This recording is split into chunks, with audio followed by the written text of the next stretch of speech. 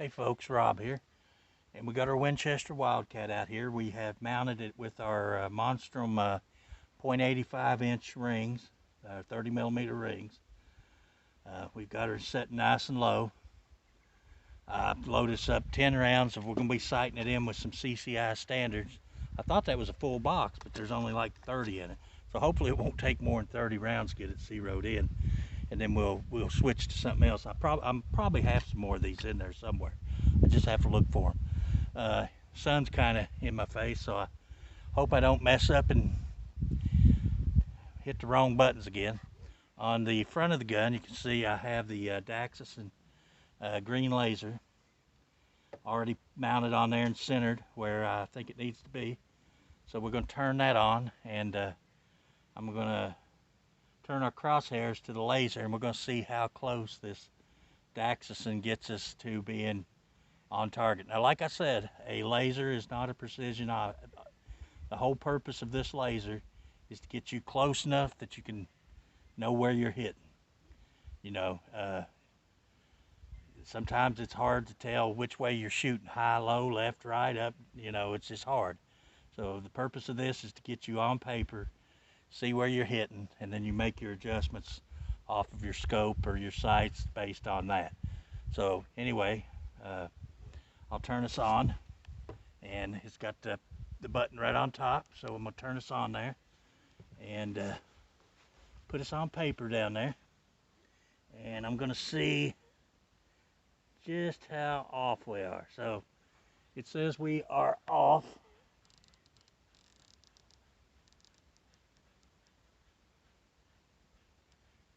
So there we should have our left and right where we need it.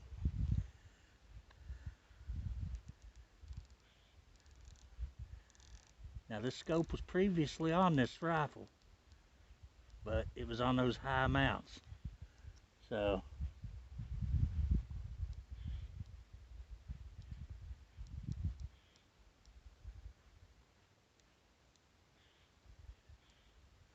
all right. So the dot is behind the crosshair, so I can't see the dot anymore. Yeah, I just barely can.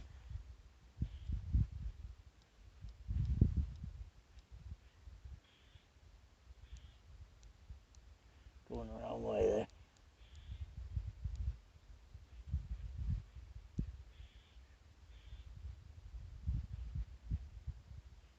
Wrong thing. Okay, we're gonna call that good right there. I'm gonna pause you and take the bore sighter off, get it off, and then we'll take 3 shots and we'll go down and see where we're hitting. All right, we're gonna be shooting off our little huntpal rest there, and like I said, we got some CCI, some standards, and we're just gonna take 3 rounds down there at our target, and then we're gonna go down and see where we hit, and then make any adjustments we need to make off of that. So charge our weapon.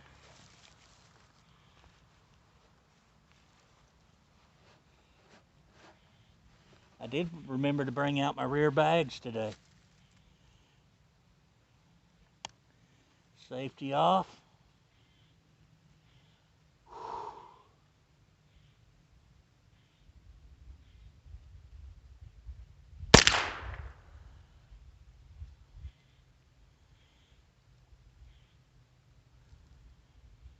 I can tell right now I'm shooting low left.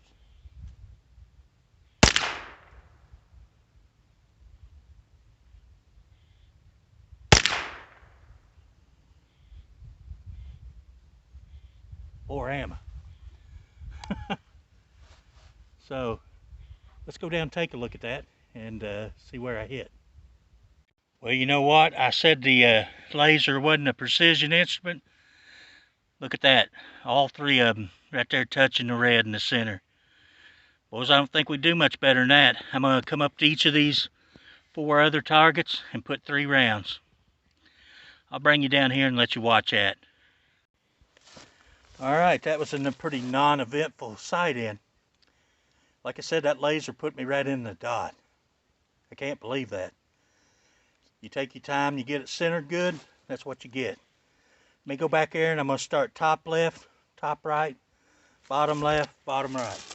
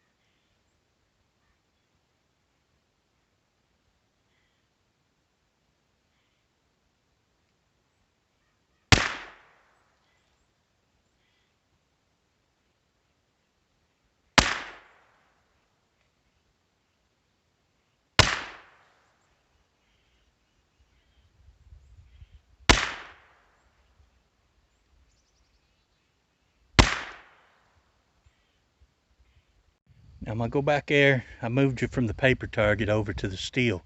I've hung, these are 2-inch. You can see next to it over there is 3-inch. I figured 2-inch, that's about the size of a squirrel's head. I'm going to bring us up about 2 or 3 clicks just to raise our group up just a hair. And then we're going to shoot at those 2-inchers, maybe 3-inchers. If we hit the 2s good, the 3s won't be no problem. So go back there and load us up and we'll take a few shots at the steel.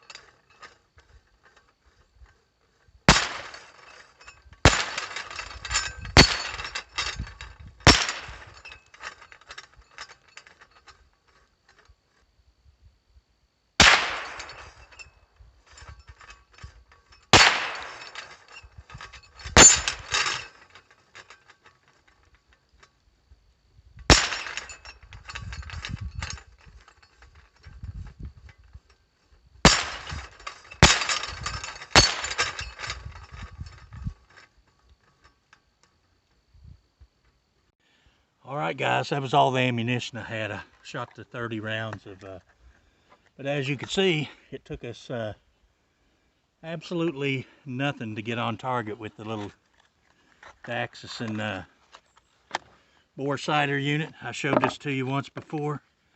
Guys, these are amazing. I will never use another type of bore sighter again. It's magnetic.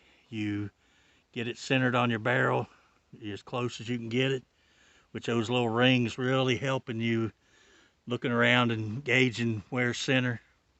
As you can tell down there, it got me 3 shots touching red, 25 yards, and I made quite a few adjustments to this scope. I had to move it quite a bit to the left, but so anyway, and like I said, I was shooting off my little hunt pal. This little rifle is going to be a tack driver. There's going to be no problem hitting a squirrel-sized target at 25 yards and beyond with this. This little scope is clear as a bell. This is going to make a good setup right here. And it goes to show too, I used every tool that I had to my advantage to get this set up right. From the pride fin rest there to hold it while I was working on it, and the pride fin scope leveling kit. You know, my torque wrenches to make sure all the torques were set right. The scopes level, everything. When you take your time and set it up right, typically you have no issues. So that's, I guess that kind of speaks to, you know, taking your time, doing things right, using all the tools you have to your advantage to do that. Now, do you have to go out and buy a bunch of tools to put a scope on? No, you don't. For years, I just come outside with a big piece of paper and shot and hope I hit close enough that I could tell where I was hitting. If I didn't hit the target on the first try, I'd hold to the left, and if I didn't hit it then, I'd hold to the right. And I'd hold up and I'd hold down. Of course, it might take me 100 rounds of 22 just to figure out where I was hitting. And you know, back in the day, you know, $10 would buy you 500 rounds, so you know it didn't really matter so much. But with the price of ammunition now, and the hard as it is to get, saving every round you can for, you know, enjoying it. Of course, I kind of enjoy the process of sighting them in, but you know, not everybody does. But anyway, take your time. You know, you don't need the fancy equipment. You don't. For years, I just hold the rifle up to my shoulder and look through it and see if the crosshairs look straight to my eye. And if they did, that's where I tightened her down at. And I just tightened it, you know, probably over tightened every scope I ever owned because I tended to way over tighten. When I got the torque wrench, I thought, dang, I would have tightened him a lot tighter. But anyway, so the little Daxisonn, great little unit. This little best one sight, 1 to 5, that'd be a perfect squirrel gun scope. 5 at power magnification's far enough to get you out there and pick out your targets, get a good view on it, and just a great little scope. Let me see if I can get you to look through the crosshairs before we end the video. Focus, there we go, there we go. There's what you see through the crosshairs of the little best one rifle scope. Guys, I want to thank y'all for watching, taking the time. You know, I'm always switching stuff up. The little Wildcat has really impressed me. It's probably one of my favorite 22s, other than my boomstick 22, which is really too nice to take out and beat around. This one I wouldn't feel bad about because it's, probably turned out to be one of my favorite 22s. So anyway, I appreciate you watching, and until the next video, we'll see you guys later.